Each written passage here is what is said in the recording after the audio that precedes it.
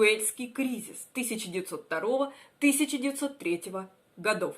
Венесуэльский кризис в широком смысле был дипломатическим и военным конфликтом между Венесуэлой с одной стороны и Германией, Великобританией и Италией с другой. Он был индикатором и ареной глобальных политических конфликтов между державами, особенно между Германией и США. Кроме того, он представлял собой особый этап в германо-британских отношениях и британо-французского сближения в 1902 году. Это, по сути, революционный поворотный момент в международной системе государств. В узком смысле можно сказать, что венесуэльский кризис 1902-1903 годов – это морская блокада, введенная против Венесуэлы, Великобритании, Франции, Германии, Италии с декабря 1902 по февраль 1903 года. После того, как президент Сиприано Кастро отказался выплачивать внешние долги и возмещать ущерб, который был нанесен европейским гражданам в ходе гражданских войн в Венесуэле. Кастро предполагал, что в соответствии с американской доктриной Монро, Вашингтон вмешается, чтобы предотвратить европейскую военную интервенцию. Однако в то время президент Соединенных Штатов Теодор Рузвельт и его Госдепартамент рассматривали эту доктрину как применимую только к захвату территории европейцами, а не к интервенции как таковой. Получив предварительное обещание, что захвата не произойдет, США официально сохраняли нейтралитет и разрешили проведение определенных операций без возражений. Из-за блокады небольшой военно-морской флот Венесуэлы был быстро выведен из строя, но Кастро отказался уступать и вместо этого решил подать иски в международный арбитраж. Германия первоначально возражала против этого, утверждая, что Венесуэла должна была принять претензии к ней без арбитража. Необходимо дополнить, как указывают немецкие историки, односторонние шаги Кастро, который, по-видимому, полагал, что соблюдение доктрины Монро удержит европейцев на расстоянии, не только нанесли финансовый ущерб, но и стали своего рода выходом Венесуэлы из мирового порядка, навязываемого крупнейшими державами. За исключением Мексики и Кубы, где американский капитал уже оказывал доминирующее влияние, в то время вся Латинская Америка находилась под европейским, в первую очередь, британским и германским экономическим господством. По одной версии, годы спустя Рузвельт утверждал, что заставил немцев отступить, направив в Венесуэлу свой собственный, более крупный флот и пригрозил войной в случае высадки немцев. Однако он не готовился к войне против крупной державы и не предупредил Сенат или чиновников государственного, военного и военно-морского ведомств. Кастро не отступал. Давление США и все более негативная реакция британской и американской прессы на это дело усиливались. Страны, осуществляющие блокаду, согласились на компромисс, но сохранили блокаду во время переговоров о деталях.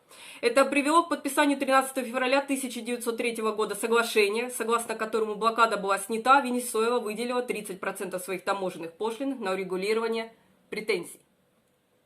Когда Постоянная палата Третейского суда в Гааге впоследствии предоставила державам, осуществляющим блокаду, преференциальный, более значимый режим в отношении претензий других стран, США опасались, что это будет способствовать будущему вмешательству Европы.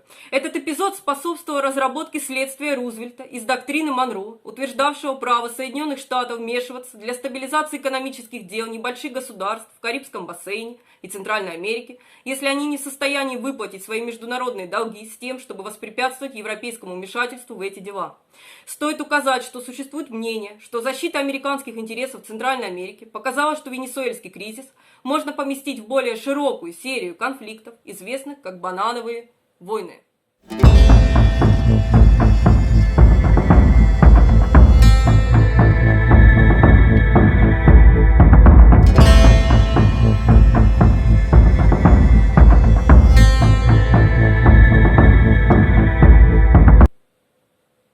В последние годы XIX века Восточная Азия, а также регион Латинской Америки и Карибского бассейна превратились в поле деятельности немецкой мировой политики. Преследовалась цель приобретения отдельных баз, которые считались необходимыми для планируемого флота, действующего по всему миру. Это как отступление. А так, на рубеже XX века немецкие торговцы доминировали в секторе импорта-экспорта Венесуэлы и в неформальной банковской системе. Большинство из них, однако, не имели большого влияния в Берлине. Скорее, связи и влияние имели немецкие промышленники и банкиры, в том числе те, кто был связан со строительством железных дорог. Революционные потрясения XIX века в Венесуэле привели к тому, что эти люди пострадали, они направили поток просьб о защите в Берлин. Дела обстояли особенно плохо во время гражданской войны в Венесуэле в 1892 году, которая привела к власти Хоакина Креспо, и в течение 6 месяцев в стране царила анархия без эффективного правительства. Гражданская война 1898 года привела к принудительным займам и конфискации домов и имущества. Важно отметить, что в 1893 году послы Франции, Испании, Бельгии, Германии в Каракасе коллективно согласились с тем, что совместные действия являются наилучшим способом урегулирования претензий, связанных с гражданской войной 1892 года, хотя в том случае в этом не было необходимости, поскольку репарации, связанные с этим конфликтом, были выплачены. До гражданской войны 1898 года, в то время как немецкие инвестиции в Венесуэлу были значительно меньше, чем в таких странах, как Аргентина или Бразилия, венесуэльская железнодорожная компания КРУП оценивалась в 60 миллионов марок и была одним из наиболее ценных немецких предприятий в Южной Америке. Начиная с 1896 года, платежи Венесуэлы после 1897 года были нерегулярными и прекратились в августе 1901 года. Кроме того, Сиприано Кастро, один из череды венесуэльских каудильо, захвативший президентский пост, приостановил выплату внешних долгов после захвата Каракаса в октябре 1899 года. У Британии были аналогичные претензии, она задолжала Венесуэле, а Венесуэла затем объявила дефолт. В июле 1901 года Германия дружески призвала Венесуэлу обратиться в международный арбитраж через постоянную палату Третейского суда в Гааге. В период с февраля по июнь 1902 года британский представитель в Венесуэле направил Кастро 17 нот с изложением озабоченности британского правительства, но не получил ответа ни на одну из них. Кастро предполагал, что доктрина Монро приведет к вмешательству США. В июле 1901 года, будучи вице-президентом, Рузвельт заявил, что если какая-либо южноамериканская страна плохо ведет себя по отношению к какой-либо европейской стране, пусть европейская страна накажет ее.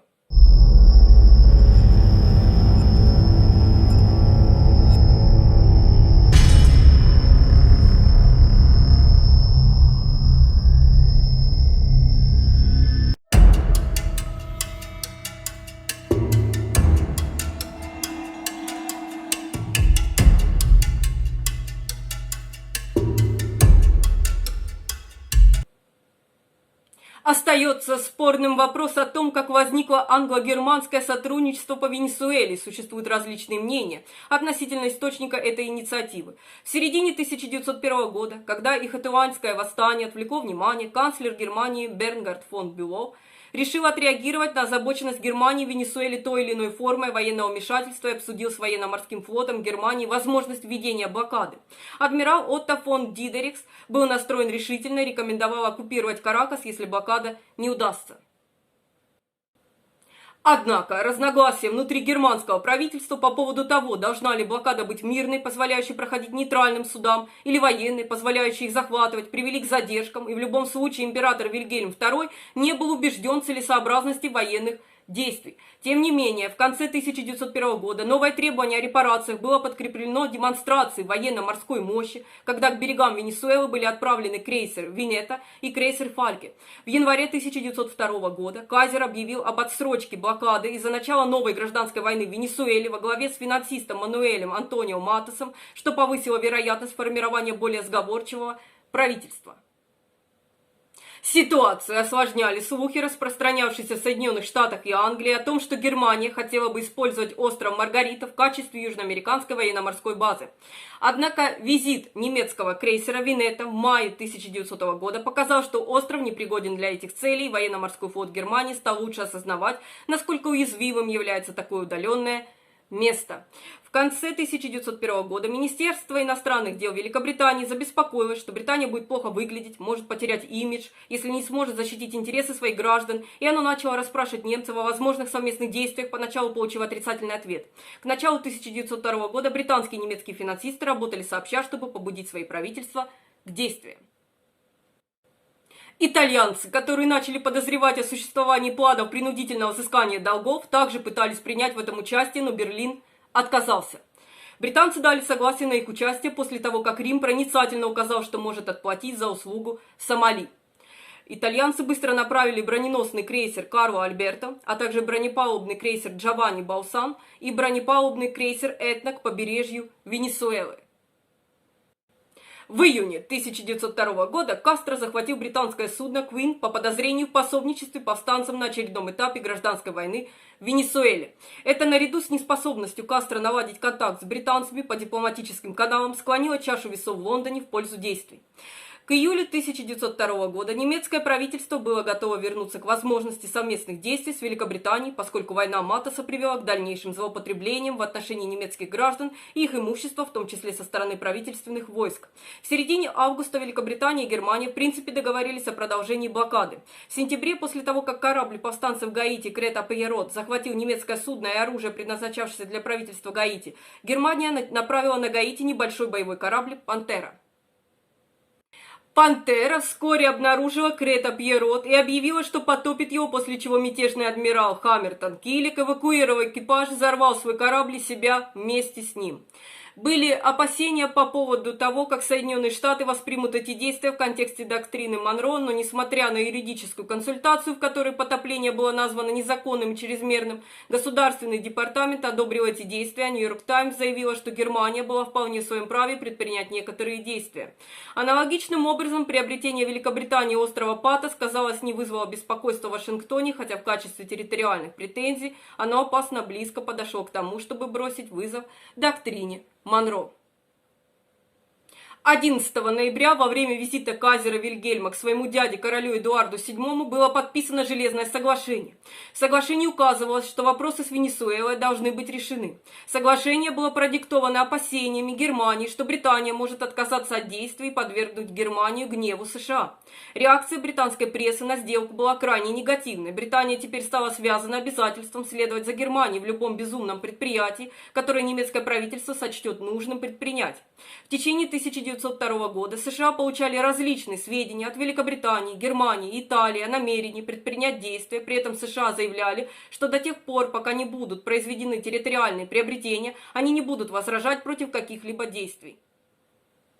7 декабря 1902 года в Лондон и Берлин выдвинули ультиматумы Венесуэле, хотя все еще существовали разногласия по поводу того, вводить ли Тихоокеанскую блокаду, как хотели немцы, или военную блокаду, как хотели британцы. В конечном счете Германия согласилась на военную блокаду и, не получив ответа на свои ультиматумы, 9 декабря была введена неофициальная военно-морская блокада, в ходе которой «Пантера», «Фальке», «Гацелле» и «Винетта» стали основными военными кораблями. 11 декабря Италия выдвинула свой собственный ультиматум, который Венесуэла также отвергла. Венесуэла настаивала на том, что ее национальные законы являются окончательными, и заявила, что так называемый внешний долг не должен быть и никогда не был предметом обсуждения вне рамок юридических гарантий, содержащихся в законе Венесуэлы о государственном долге.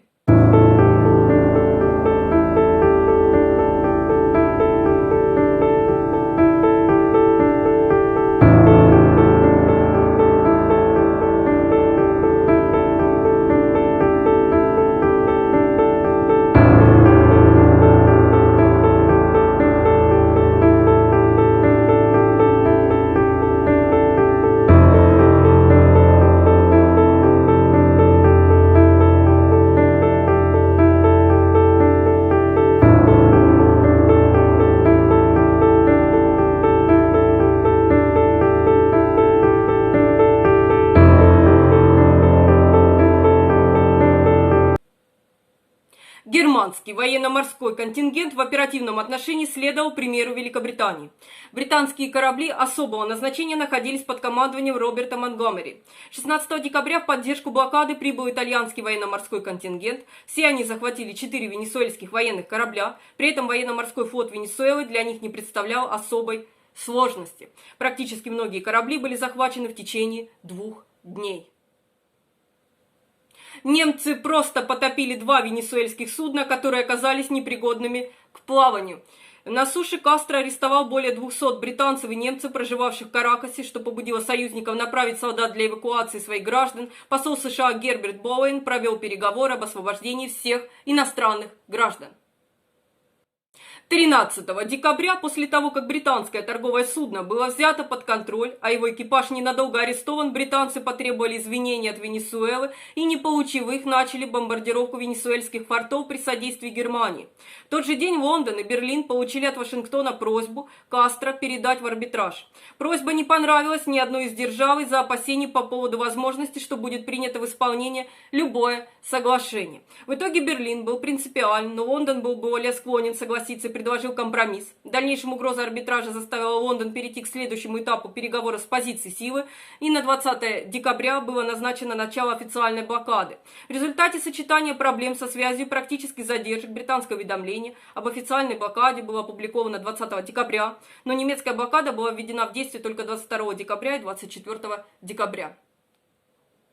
Тем временем, пока Лондон и Берлин рассматривали просьбу Кастро, американское общественное мнение все больше настраивалось против Лондона и Берлина.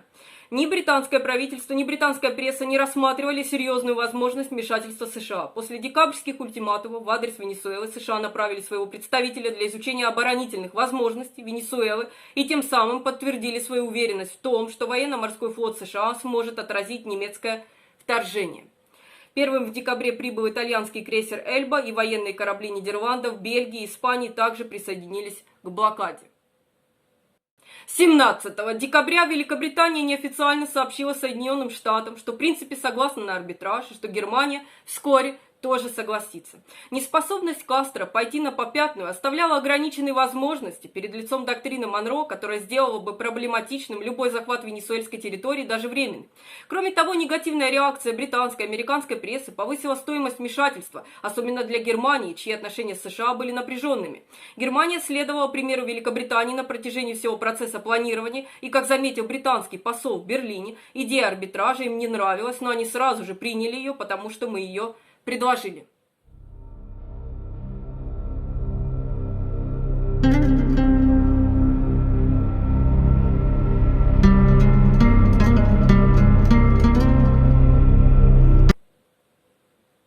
Согласившись на арбитраж, в Вашингтоне Великобритания, Германия и Италия 13 февраля достигли соглашения с Венесуэлой, результатом которого стали Вашингтонские протоколы. Венесуэлу представлял посол США в Каракасе Герберт Боуэн. В общем, было принято решение сократить сумму непогашенных требований, разработать план выплат с учетом доходов страны. Венесуэла в принципе согласилась предоставить 30% своих таможенных поступлений в двух своих крупных портах. Блокада была окончательно снята 19 февраля 1903 года. Вашингтонские протоколы предусматривали создание ряда смешанных комиссий для рассмотрения претензий к Венесуэле. Однако страны, участвовавшие в блокаде, настаивали на преференциальном режиме в отношении своих претензий, которые Венесуэла отвергла, и 7 мая 1903 года в общей сложности 10 держав, имевших претензии к Венесуэле, включая Соединенные Штаты, подписали протоколы, передающие этот вопрос на рассмотрение Постоянной палаты Третейского суда в Гааге.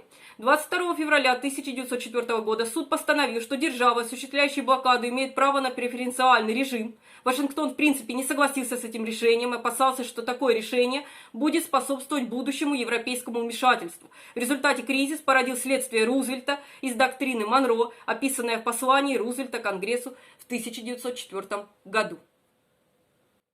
Соединенные Штаты имели право вмешиваться для стабилизации экономических дел небольших государств в Карибском бассейне и Центральной Америке, если они были не в состоянии выплатить свои международные долги, с тем, чтобы воспрепятствовать европейскому вмешательству в эти дела. Кризис в Венесуэле, в частности арбитражное решение, сыграли ключевую роль в разработке этого следствия. В 1906 году Кастро наказал международные фирмы до такой степени, что дипломатические отношения с Соединенными Штатами, а затем и с Францией, были разорваны из-за долговых разногласий. В 1908 году, после прихода к власти Хуана Гомеса, международные отношения быстро улучшились, особенно с Соединенными Штатами.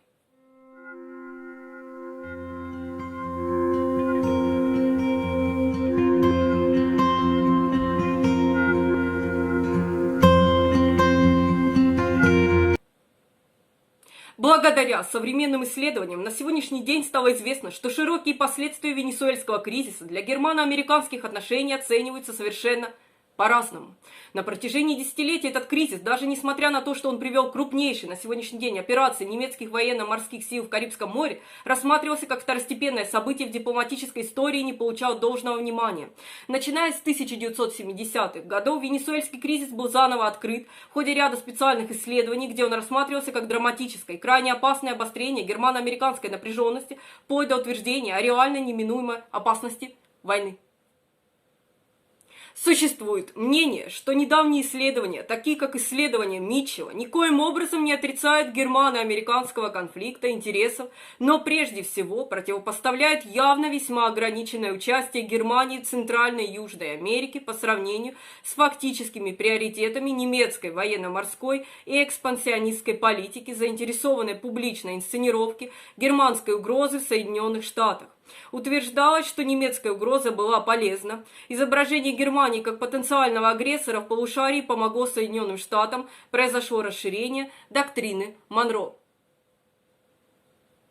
Несмотря на сравнительно обширную публикационную активность по этой теме с 1980-х годов, венесуэльский кризис долгое время признавался лишь узким кругом специалистов и был малоизвестен среди историков. Как отметил один историк, я спросил дюжину историков, что им известно об этом кризисе, никто не имел ни малейшего представления, о чем я говорю.